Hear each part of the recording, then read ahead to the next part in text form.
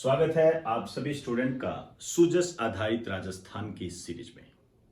सूजस आधारित राजस्थान की इस सीरीज 12 में आज हम जीएम सरसों पर बात करेंगे। आपने अखबारों में पढ़ा होगा और उसी के तहत मैं आज जीएम सरसों को विस्तार से बताऊंगा। इसको मैं साइंस से जोड़ने का प्रयास करूंगा, इसको मैं इंडियन इकोनॉमी से जोड़ने का प्रयास करूंगा, इसको मैं घरेलू अर्थव्यवस्था से जोड़ने का प्रयास करूंगा और फिर मैं आयात निर्यात के संबंध में वर्ल्ड इकोनॉमी को भी लेकर आऊंगा। तो इस टॉपिक को गंभीरता से लें और इंडिया और राजस्थान इनको को रिलेट करके पढ़ें। आइए स्टार्ट करते हैं। जीएम सरसों की एनवायरमेंटल रिलीज की सिफारिश, ये जो सिफारिश की गई है ये की गई है अक्टूबर 2022 में। अब सवाल पैदा होता है कि किसने की, तो GEAC ऐसे क्वेश्चन बनते हैं। आपसे इस तरीके से कहा जाएगा कि जीएम फसलों या जीएम जो प्रोडक्ट होते हैं उनकी एनवायरमेंटल रिलीज की सिफारिश सरकार को करता कौन है, तो GEAC। इसका पूरा नाम आपके लिए इंपॉर्टेंट है, जेनेटिक इंजीनियरिंग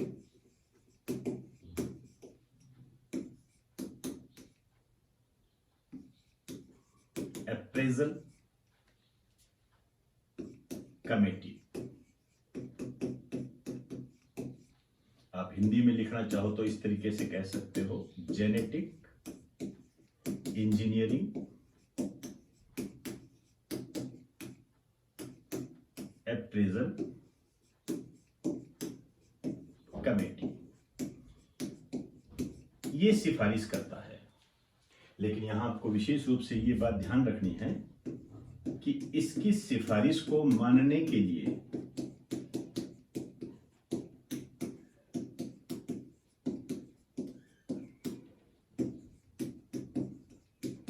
भारत सरकार बाध्य नहीं है। माने तो माने, ना माने तो ना माने, बाध्य नहीं है। सिफारिश कर दी, अच्छी बात है, लेकिन माने तो माने, ना माने तो ना माने, ये गवर्नमेंट पे डिपेंड करता है। अब आप देखिए, ये जो जीएम सरसों है इसमें आपको इसके बारे में पता होना चाहिए। जीएम, इसका पूरा नाम आपसे पूछा जा सकता है। इसका पूरा नाम है जेनेटिक मॉडिफाइड। नाम से ही पता लग रहा है, जीन के द्वारा रूपांतरित सरसों, जीएम सरसों। कोई जीन प्रवेश करवाया गया है टेक्नोलॉजी के माध्यम से और हमारे सामने सरसों की एक नई प्रजाति आ गई, एक किस्म आ गई जिसको हमने जीएम सरसों नाम दे दिया। अब जीएम सरसों बहुत सारी प्रजातियों को लेकर आता है, जिनमें से एक प्रजाति जो हमारे सामने आई है जिसका नाम आप देख रहे हो, ये नाम याद रखना है, इसका नाम है DMH11। DMH11, ये ध्यान रखना है आपने। अब देखिए, यहां पर जो आपके क्वेश्चन बनेगा वो ये बनेगा कि अभी हाल ही में जीएम सरसों की एनवायरमेंटल रिलीज की सिफारिश की गई, उसका नाम क्या है, उस जीएम सरसों का नाम क्या है। उस जीएम सरसों का नाम है DMH11। रच बस जाना चाहिए ये। और भी इसके बारे में मैं बता देता हूं। इसका जो विकास किया है, इसको जो डेवलप किया है, ये किया है दीपक पेंटल ने। दीपक पेंटल ने किया है। ये दिल्ली यूनिवर्सिटी के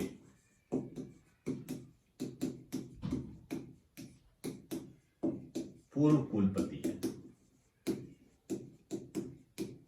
इन्होंने इसका विकास किया है और इसमें जो इनका सहयोग दिया है,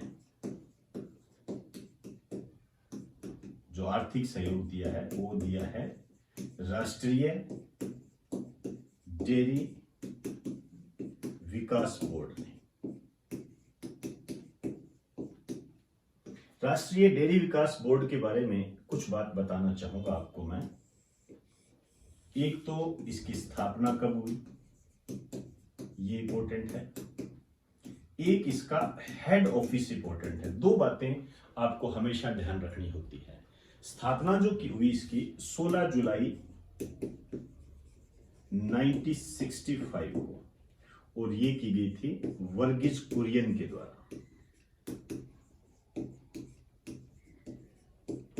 वर्गीज कुरियन आपके लिए नाम कोई नया नहीं है, ये अमूल मेन के नाम से इनको जानते हैं। ऑपरेशन फ्लड का नेतृत्व इन्होंने किया था, और जो इसका हेड ऑफिस है ये है आनंद, गुजरात में है। ये जो राष्ट्रीय डेयरी विकास बोर्ड है, इसके बारे में एक बात और बताना चाहूंगा। धारा, आपने नाम सुना होगा, धारा। खाद्य तेलों का निर्माण होता है। आप ये कह सकते हो कि एक ब्रांड है जिसके नाम से खाद्य तेलों को बेचा जाता है। वो जो जारी करता है वो ये बोर्ड जारी करता है। आप एक लाइन लिख दीजिए, इस ब्रांड के नाम से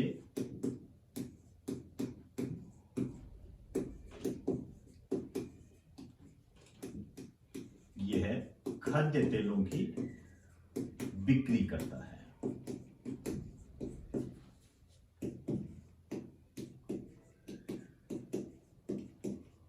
तो धारा नाम का जो ब्रांड है खाद्य तेल के संबंध में मैं बात करूंगा आगे खाद्य तेलों की, तो वो जो निकालता है वो राष्ट्रीय डेयरी विकास बोर्ड है।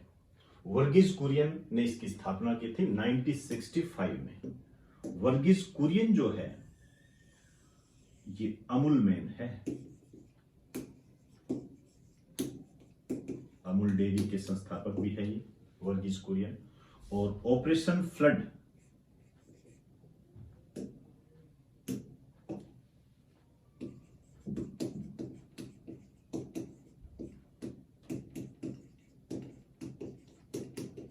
का नेतृत्व किया था इन्होंने, ऑपरेशन फ्लड का नेतृत्व किया था। और ऑपरेशन फ्लड के बारे में आप भली भांति जानते हो, ये डेयरी विकास से संबंधित है, डेयरी उत्पाद को बढ़ावा देना,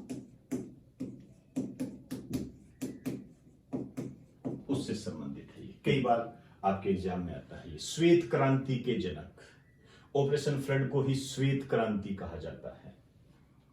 यही क्या है, व्हाइट रिवोल्यूशन है ये, श्वेत क्रांति। अब अपने तरीके से इसको व्यवस्थित कर लेना, मैंने बहुत सारी बातें इसके अंदर जोड़ दी है। तो आपको ये ध्यान रखना है, दीपक पेंटल ने जीएम सरसों की इस किस्म का विकास किया है। दिल्ली यूनिवर्सिटी के पूर्व कुलपति है, और इसमें जो इनके जो आर्थिक सहयोग किया है वो किया है राष्ट्रीय डेयरी विकास बोर्ड के द्वारा। राष्ट्रीय डेयरी विकास बोर्ड की भी मैंने जानकारी आपको दे दी। इस बात को आप नजरअंदाज ना करें। जीईएसी के बारे में, जीईएसी ये इंपॉर्टेंट होता है, जेनेटिक इंजीनियरिंग एप्रेजल, ये डबल पी है, एप्रेजल कमेटी। तो एक बार आप इसे नोट करें।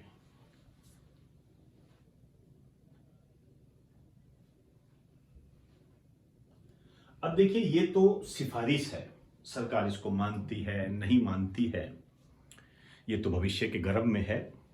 लेकिन यदि सरकार इसकी व्यावसायिक खेती को स्वीकृति दे देती है तो यह पहली जेनेटिक मॉडिफाइड खाद्य फसल होगी भारत की। आइए, यदि सरकार इसकी व्यावसायिक खेती को मंजूरी देती है तो यह भारत में स्वीकृत होने वाली पहली जीएम खाद्य फसल होगी।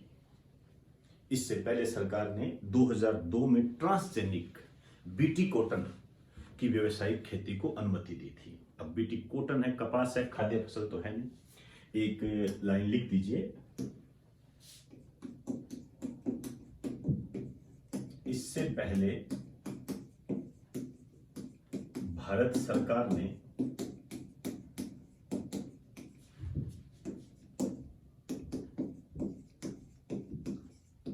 ट्रांसजेनिक बीटी कॉटन की व्यावसायिक खेती को अनुमति दी थी।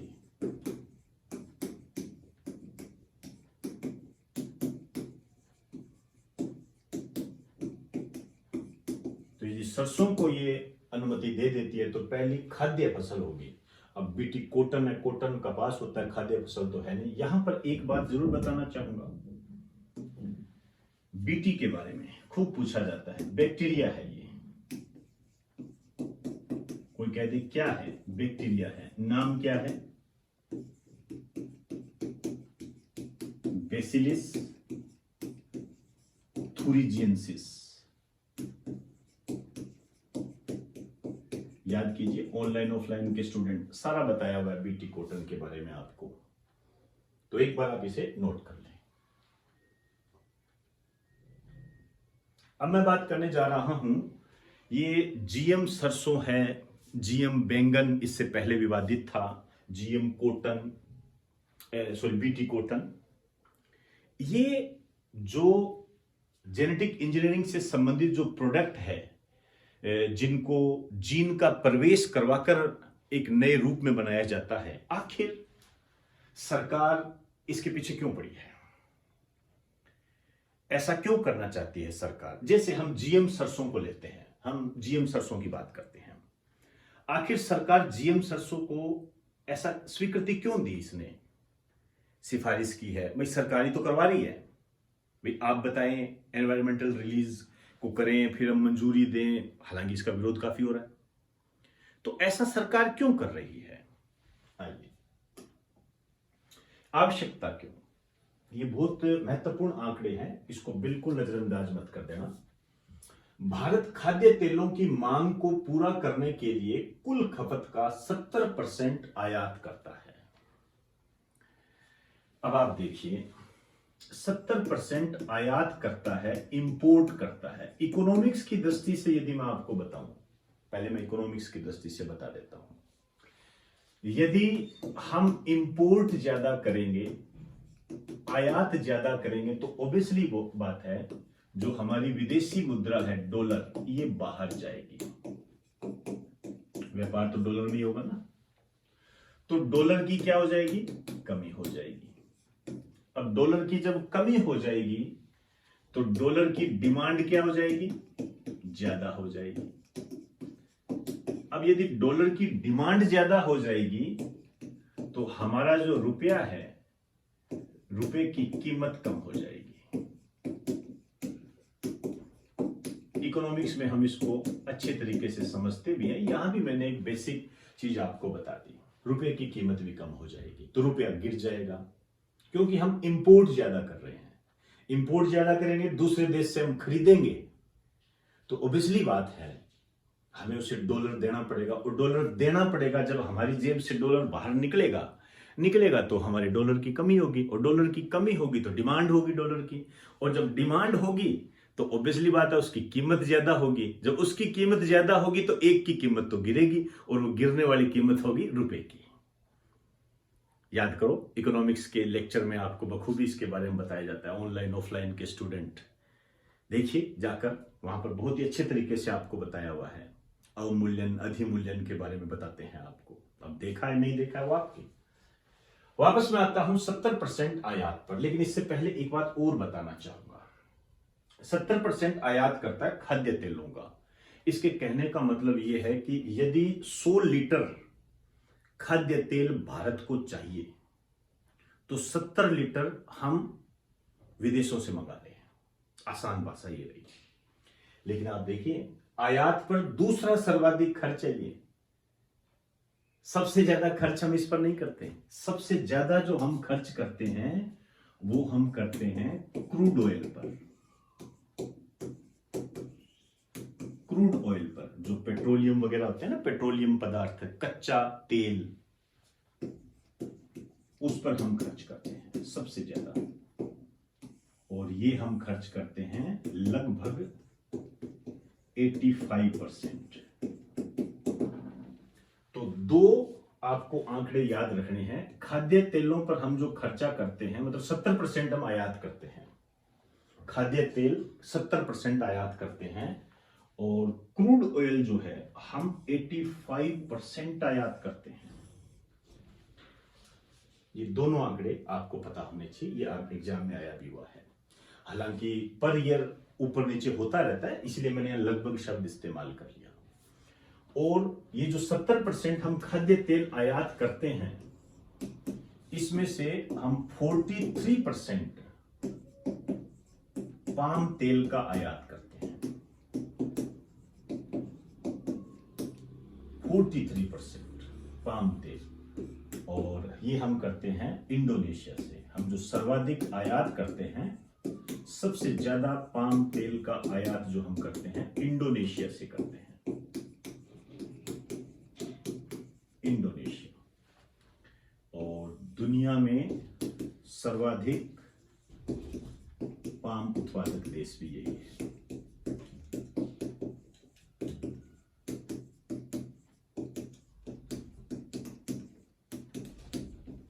दुनिया में सबसे ज्यादा पाम उत्पादक देश ये है। तो सबसे ज्यादा आयात जो है हम इंडोनेशिया से करते हैं, और दूसरे नंबर पर है मलेशिया। दूसरे नंबर पर मलेशिया है। तो मैंने आपको ये बता दिया। तो ये जो 70% आयात करते हैं, तो सरसों को हम यहां पर, या आप ये कह सकते हो कि सरसों के उत्पादन को बढ़ावा देकर हम इस आयात को कम कर सकते हैं। मेन मुद्दा यही है, और कारण तो और भी हो सकते हैं, ऐसा कुछ नहीं है, लेकिन मेन फोकस इस पे है। तो यदि हम सरसों के उत्पादन को बढ़ाएंगे तो सरसों का तेल आएगा, तो खाद्य तेलों को हमें कम आयात करना पड़ेगा। कम आयात करना पड़ेगा तो डॉलर बाहर कम जाएगा, तो डॉलर में कमी नहीं आएगी। कमी नहीं आएगी तो डिमांड कम होगी, और डिमांड यदि कम होगी तो रुपया हमारा मजबूत होगा। तो ये सबसे महत्वपूर्ण कारण है इसका। अब देखते हैं आगे की स्थितियां क्या होती है। हालांकि इसका विरोध भी काफी हो रहा है।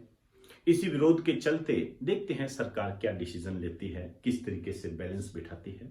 एक बार आप इसे नोट कर लो। अब मैं जीएम सरसों को राजस्थान से जोड़ना चाहूंगा, क्योंकि जब तक हमें बैकग्राउंड का पता नहीं होगा, फिर हम राजस्थान से इसे जोड़ नहीं पाएंगे। इसी कारण से मैंने आपको हल्का सा इंडिया और वर्ल्ड के साथ कनेक्ट किया है। अब मैं राजस्थान की बात करूंगा, कैसे जोड़ते हैं। आइए, आपने राजस्थान पत्रिका में एक खबर पढ़ी होगी, जीएम सरसों को लेकर राजस्थान के किसान आशंकित है।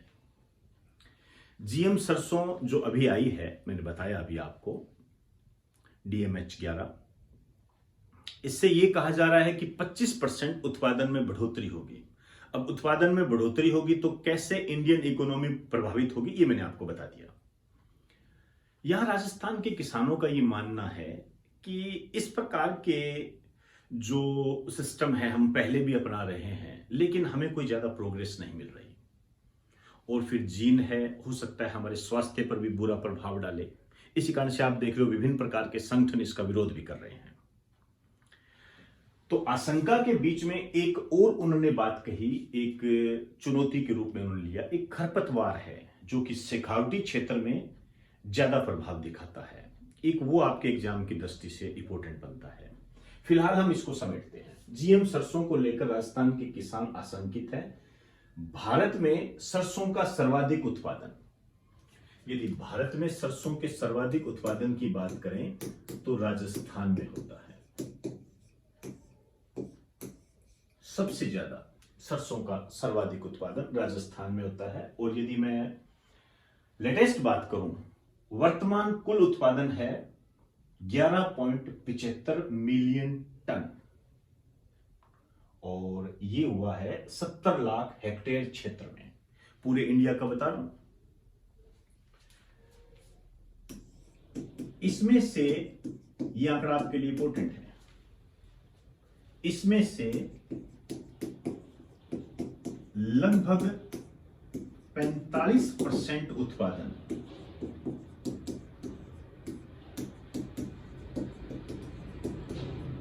राजस्थान में होता है।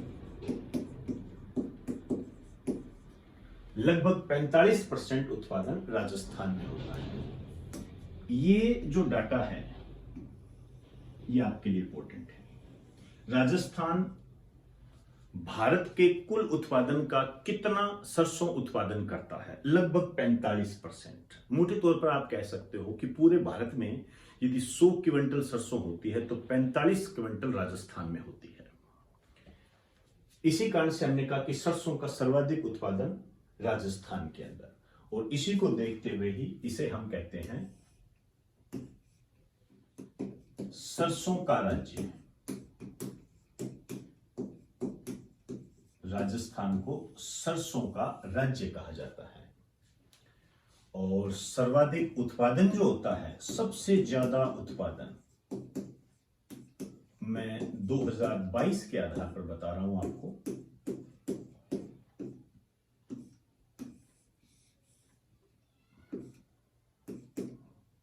ये अलवर, राजस्थान के स्कॉटलैंड के नाम से जिसको जाना जाता है, अलवर, वहां पर इसका सर्वाधिक उत्पादन होता है। लेटेस्ट है, भरतपुर, अलवर कभी आते रहते हैं, गगनर का नाम भी आता है, लेकिन आज की डेट में ये अलवर, राजस्थान का स्कॉटलैंड इसका निकनेम है।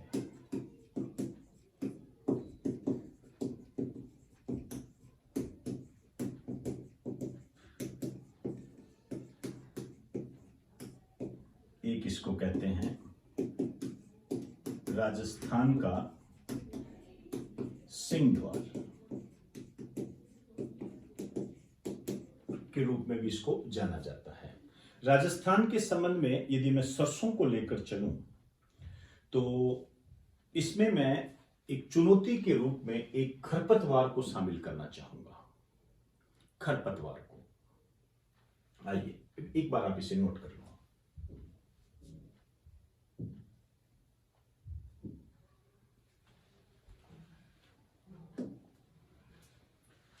चुनौती है लीप स्पोर्ट, याद रखना, इसको गड़बड़ी मत कर देना। ओरोबंकी के नाम से भी इसको जानते हैं। यह एक खरपतवार है, वीड्स कह सकते हो आप इसको, weeds,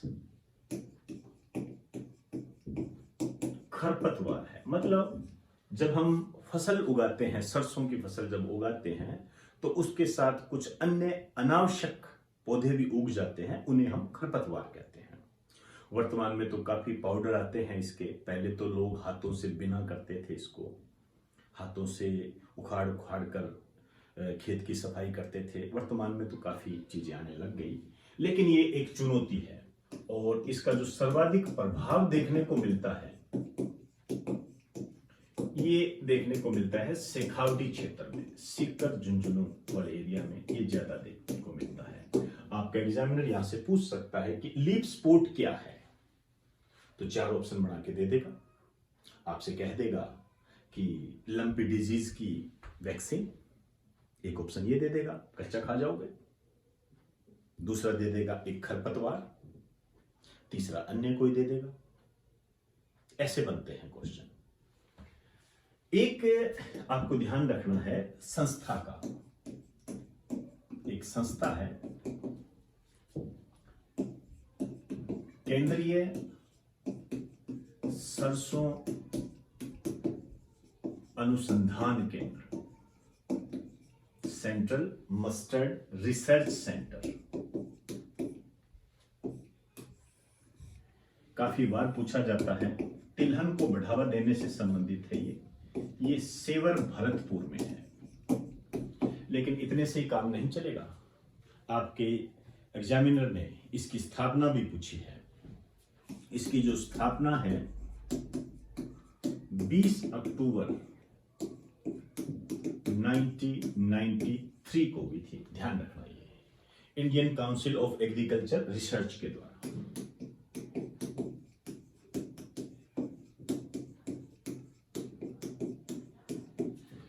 Indian council of agriculture research के द्वारा इसकी स्थापना हुई थी 20 अक्टूबर 1993 को। तो एक बार आप इसे नोट कर लें। अब मैं सरसों के संबंध में एक क्वेश्चन लेकर आया हूं। मैं तो क्या लेकर आया हूं, आपके 2020 में राजस्थान कांस्टेबल के जो एग्जाम हुए थे उसमें वह क्वेश्चन आया हुआ है। आइए उस क्वेश्चन पर कुछ बात करते हैं। मेरी बात को ध्यान से समझना, जल्दबाजी नहीं, हड़बड़ाहट नहीं। 90% बच्चे हड़बड़ाहट करते हैं, मैंने उनमें असफलता देखी है। ऐसे नहीं करना, आप हमारे स्टूडेंट हो, चीजों को समझिए। यदि सही तरीके से आप चलते हो तो मान के चलना, यदि आपने कभी वो पढ़ा भी नहीं है ना, उसके बारे में कभी जाना ही नहीं, तो भी आप उसके आंसर के निकट पहुंच सकते हो, बशर्ते आप अपने गुरुजनों का अनुसरण करो, उनको चलते में ना लो। तो ये मैं जानबूझकर आपको सख्ती के अंदाज में कह रहा हूं, मैंने देखा है। हम दिन में कई बच्चों को पढ़ाते हैं, हजारों बच्चों को पढ़ाते हैं, तो ऐसी वैरायटी हमारे सामने आती है। जल्दबाजी 2 महीने में करा दो सर, 2 महीने में। अरे 2 महीने में जीके होता है क्या? 3 महीने में जीके होता है क्या? इतना बड़ा सागर होता है ये, इसमें जीके होता है। और 2 महीने में तुम जीके कर लो और 2 महीने के अंदर तुम करके नौकरी भी लग जाओ, बड़े शाणे हो तुम लोग। इस प्रकार की भ्रांतियों से दूर रहे, ध्यान रखें ये, नहीं तो असफलता तय होती है। मेरी बात बहुत कड़वी लगेगी, लेकिन ये कड़वी बात जिस दिन वक्त तमाचा मारेगा उस समय आपको ये मीठी भी लगेगी। आप कहोगे हां कहता तो था वो। तो ध्यान रखें। अब जैसे मैं इस क्वेश्चन को सोल्व कर रहा हूं, आप ये मान के चले आपने नहीं पढ़ा, लेकिन राजस्थान के बारे में कुछ तो जानते होंगे। क्वेश्चन ये है कि राजस्थान भारत का सरसों का राज्य क्यों कहलाता है? आप ये मान के चलो आपने नहीं पढ़ा। राजस्थान भारत का सरसों का राज्य क्यों कहलाता है? पहला है क्योंकि सरसों के उत्पादन में राष्ट्रीय स्तर पर इसका पहला स्थान है। क्योंकि सरसों की खपत में राष्ट्रीय स्तर पर इसका प्रथम स्थान है। अब देखो दोनों में क्या अंतर है, उत्पादन का और खपत का। क्योंकि सरसों का फूल राजस्थान का राजकीय फूल है।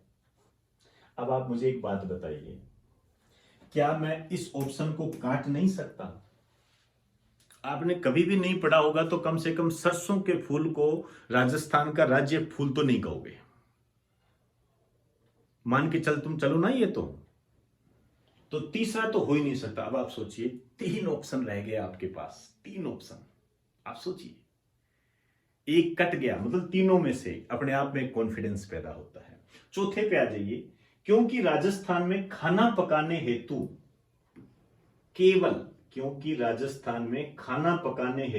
केवल सरसों के तेल का उपयोग किया जाता है। बेवकूफ समझाए क्या? आप बताइए, क्या केवल सरसों के तेल का इस्तेमाल होता है? केवल शब्द लिखकर इसने आपको मजबूर कर दिया कि भैया ये तो नहीं हो सकता। 2 ऑप्शन आप काट चुके हो। आप सोचिए केबीसी में लाइव लाइन जब 2 आप देखिए 2 ऑप्शन बच जाते हैं तो कम से कम तुक्का मारने का भी मजा आता है। यदि हम तुक्के भी मारें तो इस स्थिति में तुक्के मारने की इजाजत मैं आपको दे सकता हूं, क्योंकि 50-50 है। इनमें तो आप कन्फर्म हो। अब आप देखिए, अब इन दोनों में से अब क्वेश्चन को दोबारा पढ़ो। राजस्थान भारत का सरसों का राज्य क्यों कहलाता है? हम मध्य प्रदेश को सोयाबीन प्रदेश क्यों कहते हैं? क्योंकि वहां पर क्या है, सोयाबीन का उत्पादन ज्यादा होता है। हम केरल को मसालों का राज्य क्यों कहते हैं? क्योंकि वहां पर विभिन्न वैरायटी के मसाले पैदा होते हैं, उनका उत्पादन होता है। तो क्या इस शब्द को आप इस संदर्भ में इस्तेमाल कर सकते हो? सोचिए, विचार करो। कभी नहीं कर सकते। तो ये भी कट गया। अब एक ऑप्शन बच गया, वो पता है तो ठीक है, नहीं पता है तो आंसर तो वही होगा। ये कुछ तरीके होते हैं बेटे, तरीके होते हैं। इसीलिए आपको कहा जाता है कि आप के जो टेस्ट पेपर लिए जाते हैं उनको बहुत गंभीरता से करें। आप लड़ें उनके साथ। आपको नहीं आता है, चैलेंज आया आपके सामने कि मेरे को ये क्वेश्चन नहीं आता है तो मैं इसको कैसे सॉल्व करूं, उसके साथ आप लड़े। फिर देखिए आपको कैसे कामयाबी नहीं मिलती है। तो एक बार आप इसे नोट करें। तो दोस्तों, आज हमने सूजस आधारित राजस्थान में जीएम सरसों के आधार पर कुछ तैयारियां की। इसमें मैंने वर्ड, इंडिया और राजस्थान को कोरिलेट करके बताया है। आपके एग्जाम की दृष्टि से काफी महत्वपूर्ण है और जो मैंने क्वेश्चन को सोल्व करने की टेक्निक बताई है, इस पर आप जरूर विचार करें। तो इन्हीं शब्दों के साथ आपसे इजाजत चाहूंगा। आप सभी को मेरा नमस्कार।